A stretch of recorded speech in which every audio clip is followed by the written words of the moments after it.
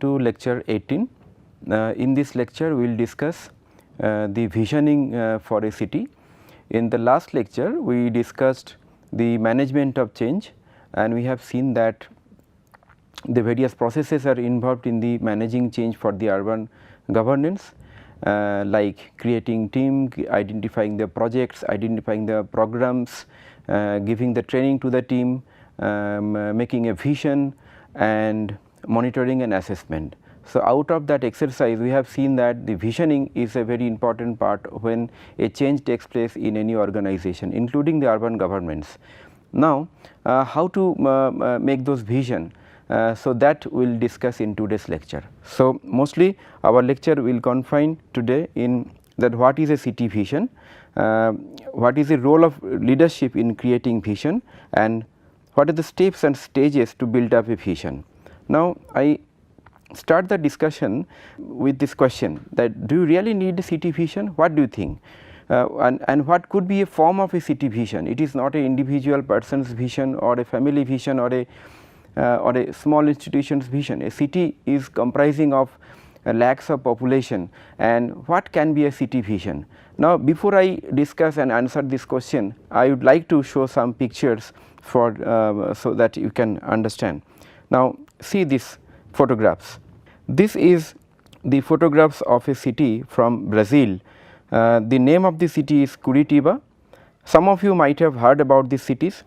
Till 70s, these cities were like any other cities in India or in Southeast Asia, and after that they started making changes in the cities. So, this picture shows the central areas, how they have improved the transportation and built environment. Next picture you can see this. This is one of the central place in city of the Curitiba, which they started in the beginning to make the whole central place as a pedestrianized area. So, it is the central area of city of Curitiba. It is famous for pedestrianization.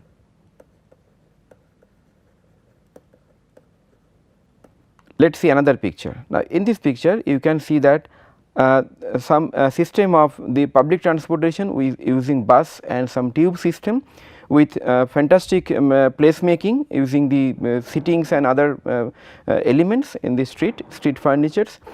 It is also from the Curitiba city, and this is another picture from the Curitiba. The city of Curitiba, they could create enormous amount of green spaces in the city. Another picture you can see that from a very congested and not so designed and planned township, they have created this kind of city. Now, this person James Lerner is the person behind this transformation, and he was the mayor of the city of Curitiba for 3 times, and as a occupation he was a town planner, and he changed this city from a earlier congested and not so good city from a green and sustainable city. Now, this shows the effect of a vision, and the vision what a person as a leader can see or foresee another 10 years, 20 years, 30 years, and take the people with him and the community groups with him, the municipal structures with him, and envision them and make a combined and shared vision and implement that. That is the only way how we can transform and change our cities. So, that is why I showed these pictures just to answer that question, do you really need a vision? Yes, we really need a vision if and provided if we want to have a change in our cities towards the better and progressive and sustainable and green cities. So, that is the answer of the whether we need a city vision or not. Now, the question is, what is a city vision? Is it a document? Is it a poetry, or how we make the city vision? Now, the city vision is basically a collective wish to grow and make a better future. So, please see the term that collective wish. It is not the wish or for a particular single individual person. It is the aspirations for greater quality of the lives. So, it is the people's aspirations what they want to be for another 10 years or 20 years. Then it is the sharing of the common dream. There are various groups in the city, there are various communities in the city. So, what is the shared common dream across all age group, across all communities, that is what a vision is, and making and contributing some good for our child. So, it is not only the vision for our own life or our own generation, it is also to make, to visualize a city and make a plan or make a roadmap for our children's or the future generation, right. So, this is the vision altogether and a roadmap for policy and development. And after all this, it is a roadmap what we make, because this roadmap basically takes the present to future.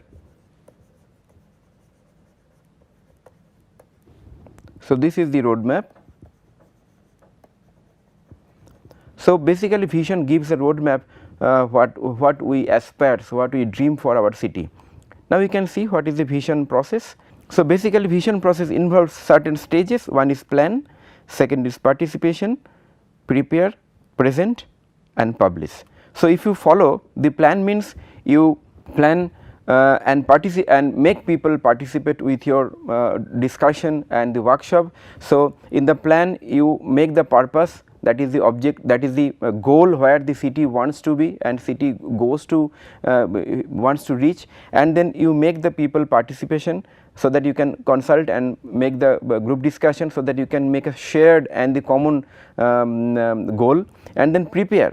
So, if you have a multiple community, multiple words, multiple areas and multiple groups, so working with them, discussing with them, making various kinds of vision statement and compiling them is important. So, compiling them in a precise short statement is also important, that is the third step, and then you have to present them again to the citizens and the population for the feedback, and then publish in your public domain like websites and the print medias, so that people also get to know, the investors, the outside world, the funding agency, the common citizens, everybody will get to know from the publication.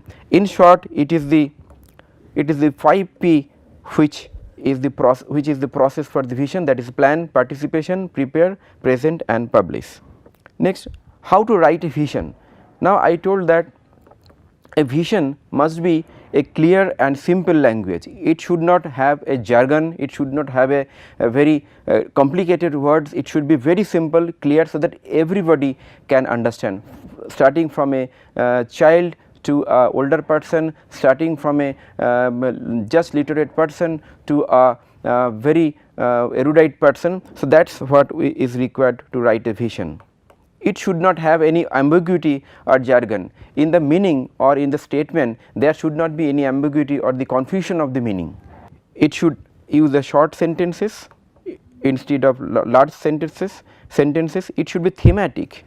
The vision should not give any specific prescription, it is a thematic and broad statement, and it should represent the collective aspirations for people, land and resources. It is not the representation of only one person, it is a collective aspirations for people, land and resources. When we talk about the resources, it is also the environmental resources, people, land and the natural resources. In comparison to the vision, when you write objective for a planning or a governance or any kind of exercise, objectives are quite different. I would like to share that some of the lectures I might have discussed the attributes of the objective. It must be specific, measurable, attainable or achievable, reasonable and time bound. In short, it is SMART. So, you can understand that how objectives are different from a vision. So, objects are different in vision in the following category. So, vision is a broad statement of collective wish, objective whereas is SMART, that is specific, measurable, achievable, reasonable and time bound. Vision is crisp, it should be written in shorter sentences, objective is many and thematic, vision is leading to make scenarios, Objective basically leads to the programs and projects. The objective of writing objective is to implement some project. Part of the policy and plan documents, the vision is a part of plan document and the policy, and it have significant amount of public consultation which is essential, and objectives also a part of a plan document, and it also has a public consultation, but the amount of the discussion and the consultation for the objectives definitely will be larger than the vision exercise. So, clearly you can understand that difference between the objective and vision. Broadly, vision can be created for a city, objectives can be created for each and every themes, each and every projects and programs. Now, we come to the examples. Now, I have just taken from the vision of how we write from IIT Roorkee the vision statement. Please read the lines very carefully. The vision statement of IIT Roorkee says that to be the fountainhead of new ideas and innovations in science and technology and continue to be a source of pride for all Indians. So, it is very, please follow the description what I had in the last few slides, that it is a precise description, crisp, using simple and clear language without any ambiguity and jargons. And please see the key words like ideas, innovations, science and technologies. So, you can see that it is the areas of work,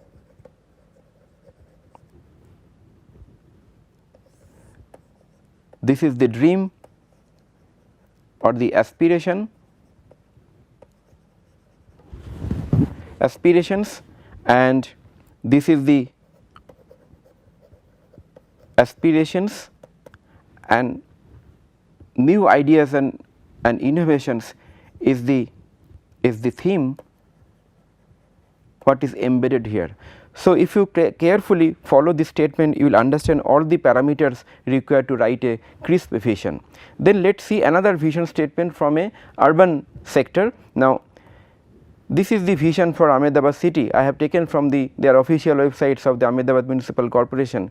So, again I request all of you to read very carefully. It is written like that: the vibrant, productive, harmonious, sustainable and environmental friendly, clean and livable city having a responsive local government offering its citizens a good quality of life.